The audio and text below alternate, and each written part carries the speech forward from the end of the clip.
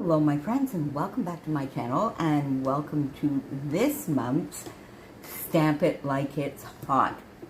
So on the first Saturday of the month, this is the brainchild of my friend Brianna from My Life on Paper here on YouTube. We come to you on the first Saturday every month to use our stamps in a fun way on a project. We have a different prompt every month, and they are a lot of fun. And we were actually chit-chatting in the chat group that we have, and so many of my scrappy friends were saying, you know, they haven't used their stamps so much in such a long time, and this series really gets us using our stamps in different ways. Now, this month's August's prompt is to stamp and color on your stamps and use that on a project. Now, I missed July, and I felt really bad about that. As you saw in my July wrap-up, I really had a bit of a slow month with my scrapbooking in July, and I felt bad about missing it because it was actually one of my suggestions that we used as a prompt, which was to frame a photo with stamps. So I basically decided that in August I would combine those two prompts and frame my photo and color in some stamps. So I have this photo, and this photo is of course on my walk to Mom's, where I like to early in the season take photos of some of the trees that are in bloom. This is a pear tree, actually. These are pear blooms, and it reminded me that I really wanted to scrap this photo because I was walking back from Mom's yesterday, I think, and the tree is full of pears. They're not ripe yet, but full of pears. So I took a photo of that, so we'll be scrapping that. And I really, really enjoy taking photos of gardens or flowers or the trees as the season progresses, as you know. So I decided I was going to put my photo here in the middle. I've got some Vicki Boutin Foundations paper here. I've cut this down to 11 by 11. I'm not sure what I'm going to do after I get this part done, but we're going to start with this. I used two stamp sets from Stampin' Up! Flower Shop and Petite Petals. And these are stamp sets that I have had for ever and ever. Now, the idea, of course, because I want to do some coloring in, is to use the stamps that have a lot of white space. So in this tiny one here, in the smaller, I used this one here because these are all, of course, fairly full. Now, I could have probably alternated with some colored inks for some of the other stamps, but I don't really know what colors I want to work with yet. Probably, you know me, I'm probably going to go into my corals and salmony pinks and that kind of thing. We'll see. But I used this one, and then over in the Flower Shop, I used these two here in the larger stamps, and they again have a fair amount of white space, so they will be easy to do a little bit of coloring with. So all I did here is do some random stamping, a little bit like a puzzle. You've seen me do this before on my background. Now, we'll see as we go along. I may cut this down a little bit more depending on the pattern paper that I choose to frame this layout. I definitely want to do some layering here behind my photo, so I may do a couple of fairly narrow layers so I don't hide too much of this, and then maybe use some vellum or probably tracing paper behind as well to give a little bit of a different feel. We'll see how that goes. But now my idea is I am going to paint a little bit. I've got some Inktense pencils here. These are gorgeous. And these are basically coloring pencils. They're not watercolor. Let's see, what do they actually call them? Something specific? Inktense. Oh, they do. They're watercolor ink pencils. So you could use them just as pencils, actually, I guess, if you wanted to. And then you can put a little bit down, use some water to get a watercolor effect. So I have these. I treated myself to these at Christmas, I think, and I really haven't used them very much. You could also definitely use some mists.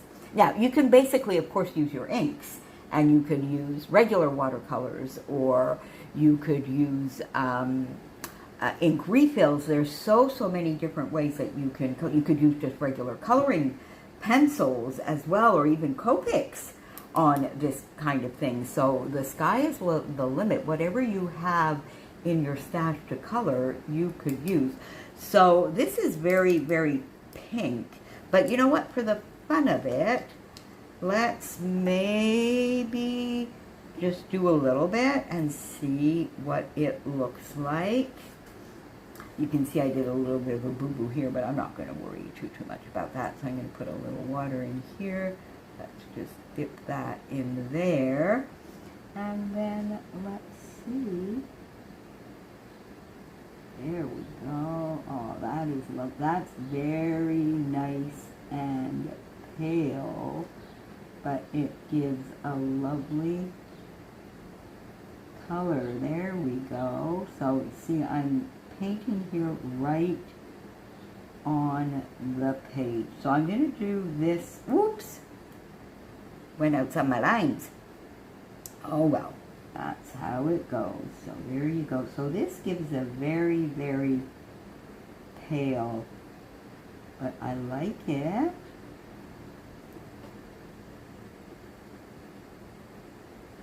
There we go.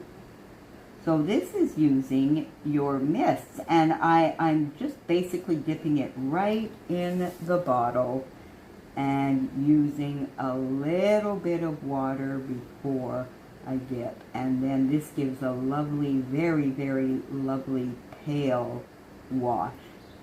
Oh, I do like this. Now, I don't know, I may do a little extra stamping. That's lovely. Now, should we try and see if this could be a little bit darker? No, you see what I might do is let this dry, and then we could go in with one of the ink tents here and give it a little extra color. I do like that. All right, so let's see, what's this yellow here? I have sherbet, lemon, sun yellow, cadmium yellow. I'm thinking I might want to do some pink ones and some yellow ones, although these are more in the white with not an awful lot, maybe a little bit of pink. Oh, there you go. I am going to like that. Let's just do a little bit of yellow here for the fun of it and see how that works. So I think this is going to be a lot more intense. I'm just going to do a couple here. Now, I'm not going to do all of this on camera, my friends. I'm going to go off camera and complete this, but I wanted to show you a little bit of the starting point. All right, so let's make sure we don't have any pink left here. Okay.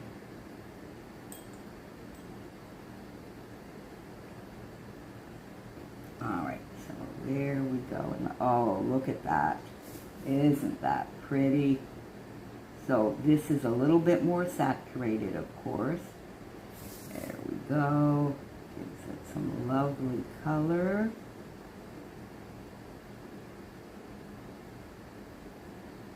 There we go. Then you see, I think I'm going to put a little bit more here so that we have it just a touch darker so that you get a little bit of blending.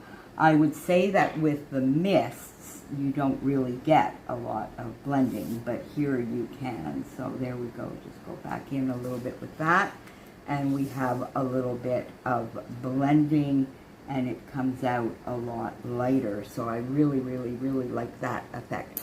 All right, so this is dry. Let me remember that I'm using that one.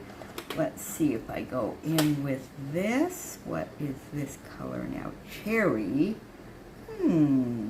No, I think that's maybe a little too dark. What's this now? Scarlet pink. All right, so let's just add a little bit of scarlet pink here.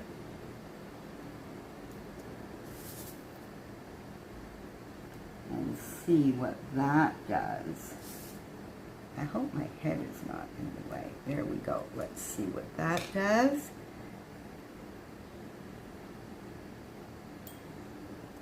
Give it a little bit of blending here.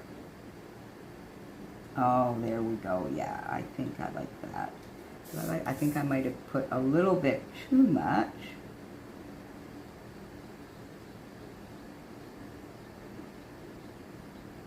I don't think I would have needed quite as much, but I do like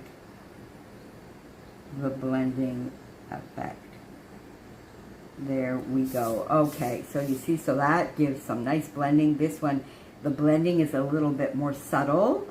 Let's see, do I want to put a little bit more and then maybe,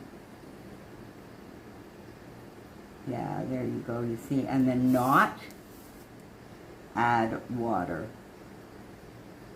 Okay, I do, I think I like that. Let's come in here. Yeah, there we go. Let's just do that. Okay, and that gives us a little bit more blending. Okay, my friends, I'm going to go off and I'm going to finish all of this, all of my coloring here, and then I'll see whether I do a couple more that I'm going to fussy cut out to add some embellishing. I'm not sure where I'm going with this, but I will see you on the other side. And there we have the completed page. Now, really, once the coloring was done, it really did not need very much at all. I toyed with a couple of ideas, and in the end, I decided to just go very, very simple.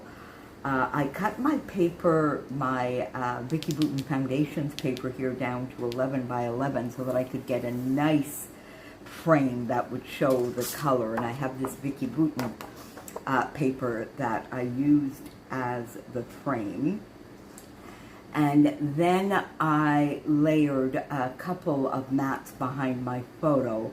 This pale purple, which is a Chamel from Main Character Energy, maybe, and this same paper. Now, these are colors that I wouldn't normally think to put together, but I actually think it all fits because it's quite whimsical, eclectical. We have, you know, yellows and pinks and purples and oranges in the flowers in the background.